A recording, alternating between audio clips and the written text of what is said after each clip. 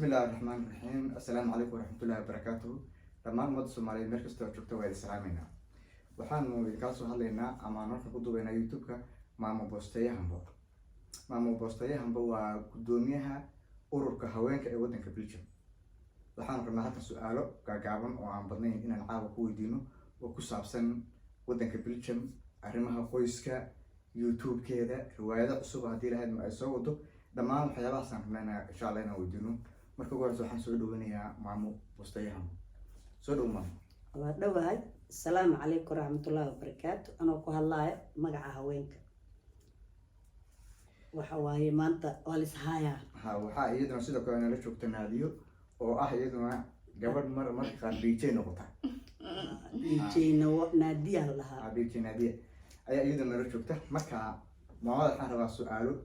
inaan weydiiyo haddii lahayd. Kisir leeyahay anuu badin. su'aalaha aan ku weydiinaya Maamo waxaa ka mid ah jaaliyadda wadanka Belgium ee adigu aad gudoomiyaha ka tahay siiba ururka haweenka. maxaa loo aasaasay, maxaase loo sameeyey, maxayse qabataa jaaliyaddu? wallaahi jaaliyadda wax badan ay qabataa, laakiin waxyaalaha oo igu dhaliyay waa asxaabta Belgium joogto nin iyo naag. marka waxay dhaheen maama maadaama maamadayni tahay dadkeena hore aad tahay waxaan rabnaa inaan noo suubisid haweenka maadaama ururadii bateen jaaliyadii waxa waaye inta urur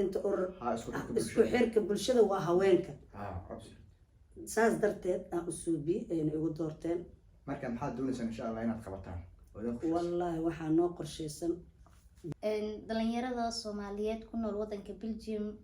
qof kasta ahaato in la caawiyo ay u taagan yihiin. waxaa waaye micnaha aan ka wadno isku soo duubo waa caawinada bulshada. waxaan caawinayna waa oo meel laga soo xiriiro bulshada ay yeelato ama qof kasta ileen hooyo kasta waxa waaye maxaa la dhahaa waxay u baahan tahay in la dhiirigeliyo oo hadasho maadaama guri lagu wada jiro haweenka isku nimaadno sheekaysano waqti la qaato. Maamo su'aasha labaad waxay tahay wadankan Belgium wax badan baad joogtay waayo arrimo badan ayaad u leedahay. maxaad u malaynaysaa dhalinyarada Soomaaliyeed ee dhawaanaha soo galay ama horeba wadanka ugu noolaa ama ku dhashay, maxaad u malaynaysaa mustaqbalkooda iyo ayatiinkooda iyo bal faahfaahin ma naga siin kartaa haddii lahayd? wallaahi dhalinyarada inta ku dhalatay iyo ku yimideen horta waa isfahansan yihiin waa wada Soomaali. sax. laakiin wax yaroo luqadaas maahane Belgium mise meel kale Belgium wadamada kale aad ayay uga fiican tahay sababtoo ah Soomaalida joogto ama inta ha ku dhashto ama xagga ha ka yimaado waxay wada barteen way wada shaqaystaan maasha Allah.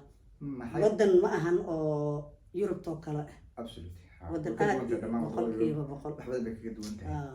maxaad u malaynaysaa dhalinyarada halkan joogta iyo waagaad wadanka joogtay ama dhalinyarada dambe hadda timi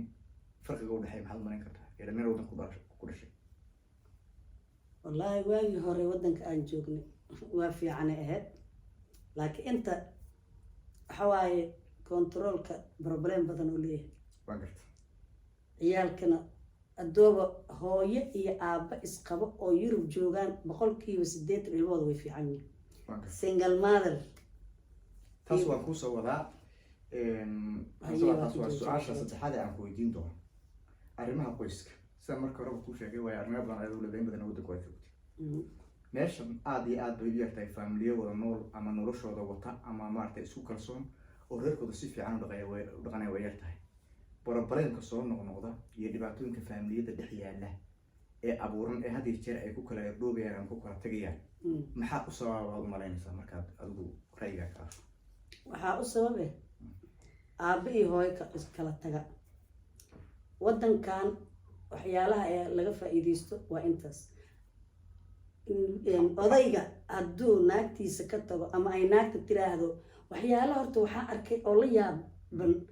naagtiyaa la keenaa ama ninkiyaa la keena waxay leedahay ani waxaan ku sheegahaa dadaan u soo baxay waa inaan maxaa la dhahaa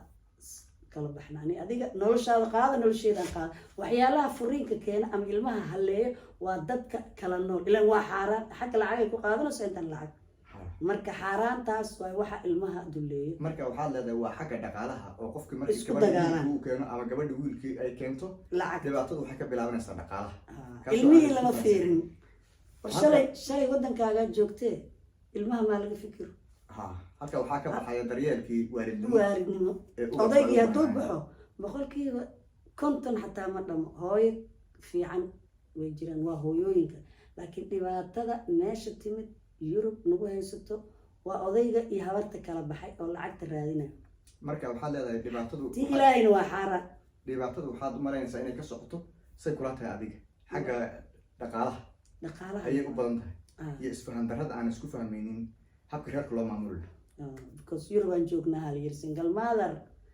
I have money aa ka dhacay dhibaatada taas waa beenta ma waxaan kaloo rabaa inaan wax kaa weydiiyo waxaad soo wadaa riwaayado صح riwaayado qurux badan oo anigu intaan ka arkay aad iyo aad cajabiyeen صح aad bay cajabiyeen صح fikradaha quruxda badan iyo riwaayadaha iyaga ah maxaa kugu dhaliyay adiga marka hore inaad samayso waxyaalaha aan qurbaha kula yaabay kii cawada imaado iyo kii xal joogay waa isla mid horta waan gartay waaba wadankan waxa yaala micnaha guubaabina ugu talagalay aabaha iyo hooyada iyo ciyaalka isku dhibaataysan inaan soo guubaabiyo صح waxyaalaha dhan oo riwaayada aan usoo suubinayno mar dhow insha Allah wiilka waa arki doontii waa ciyaalkii baaba adduunkan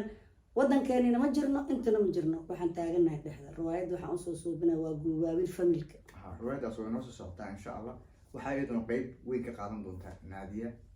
DJ insha Allah Naadiya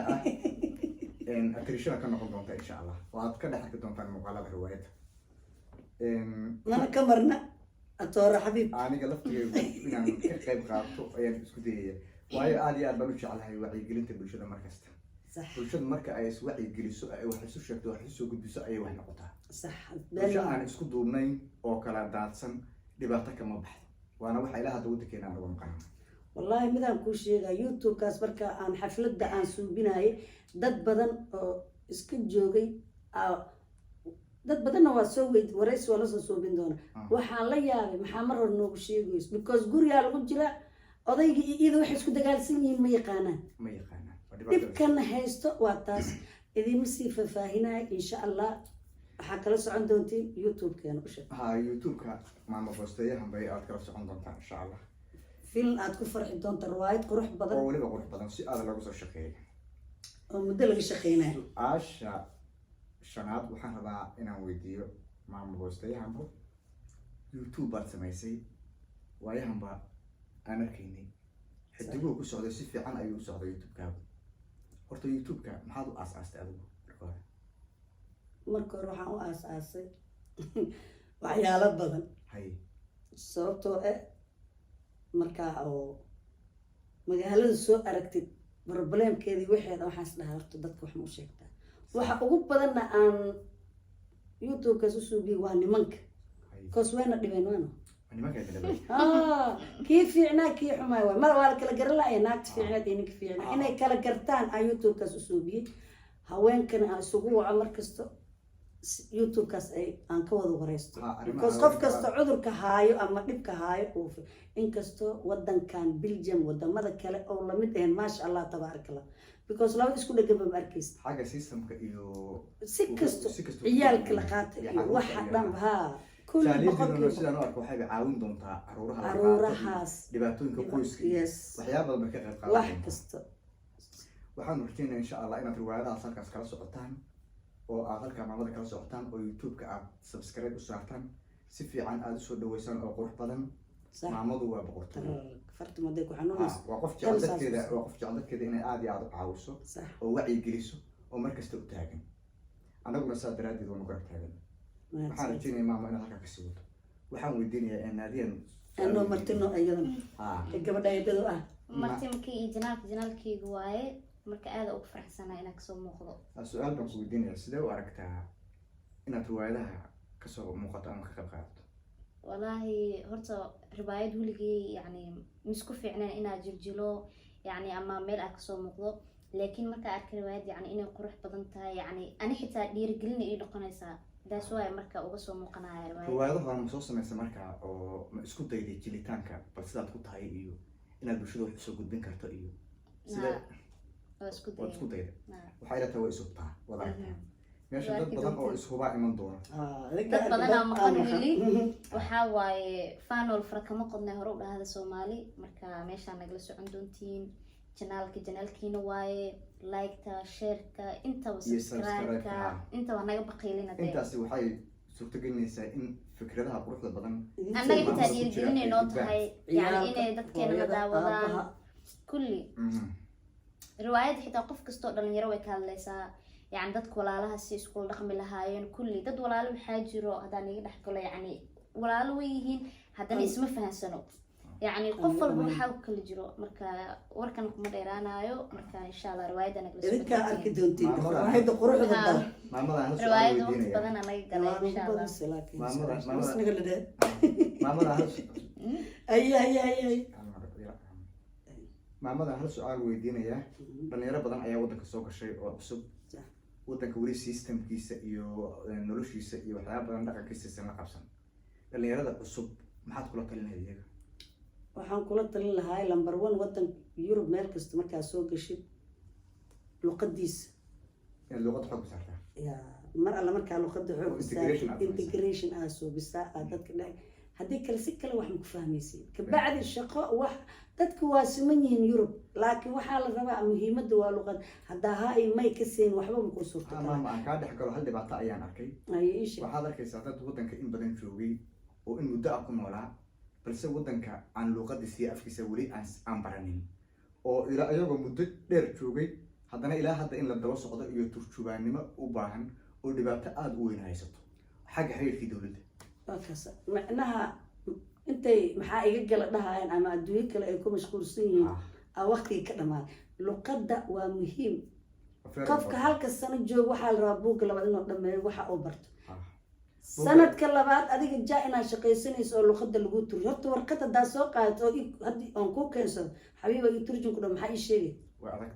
وحاربت أي شيء لكن أنا محاربة وح أنا ربنا شيء وحيالها اللي سكوت قالوا واحد هوايا وحيالها إيشك آخر وريا waxaad adigu baratay in baad ku dheeldhixi kartaa iyo waxa gacantaada ku jira kaliya hora loo bila aadan hooyada baday hayso heebisay ka rabta bila aadan baahida bila aadanka wax aad iyo aad looga duceysto aad iyo aad u baahan aniguna talada waan siin lahaa in ay wadanka ay dhex galaan oo wadanka ay fahmaan ay shaqeystaan luqadan markuu horeysa ay bartaan si ay qaybkooda u gaaraan wariya xabiib hal su'aal ku darsanaha alxaq aan dadweynaha u sheegaya ay ku darsan waxaan kaloo leeyahay riwaayada mala kala laha qof alla qofkii rabo oo ka helo oo ku soo biiri kara loo ma diidan ma macnaheedu idinka lay wax idin qurxin macna silitaanka ay ku soo biiri haday rabaan haday kale qof ma ka xirna riwaayad waa riwaayadoodi laakiin taas kaba dhigna inaad YouTube-kiina soo gashan kartaan yes marka maamo aad iyo aad baad u mahadsan tahay naadiya aad iyo aad baad u mahadsan tahay naadiyadeeda gabadha eedada waxaan wacdireeyna in la arko insha Allah iyo riwaayada soo socoto qurux badan وقت بدنا نيجلي جهد بدنا نيجلي وحاول إذا كترتيبه وفي الفريسين مركا إن شاء الله وحرجينينا إنا إذا أرقم الدير لاقي الشير إن شاء الله يوتيوب كان كورسو قادم